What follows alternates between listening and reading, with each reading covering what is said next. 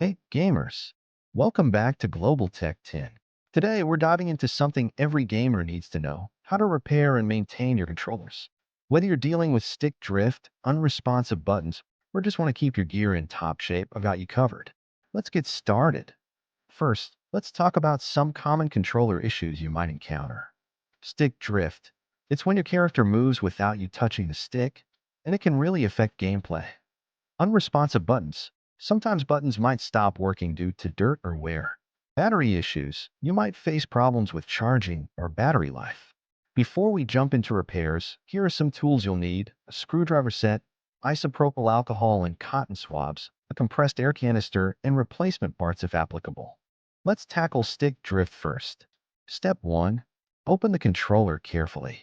Step 2. Clean the analog stick with isopropyl alcohol. Step 3. Reassemble and test.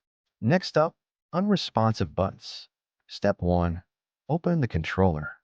Step 2. Check for debris and clean around the buttons. Step 3. If necessary, replace the button membrane. Now let's talk about battery issues. Step 1. Check the battery connections. Step 2. If using rechargeable batteries, consider replacing them. Step 3. Here are some tips for prolonging battery life. To keep your controller in top shape, here are some regular maintenance tips. Regularly wipe down your controller with a microfiber cloth to remove dirt and oils.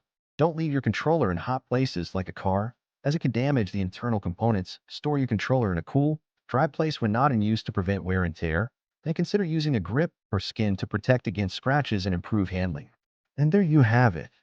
With these tips, you can tackle common controller issues and keep your gear in great condition. If you found this video helpful, please give it a thumbs up and subscribe for more gaming tips and tricks. Have any other controller issues or maintenance tips? Drop them in the comments below. I'd love to hear from you. Thanks for watching and happy gaming. See you in the next video.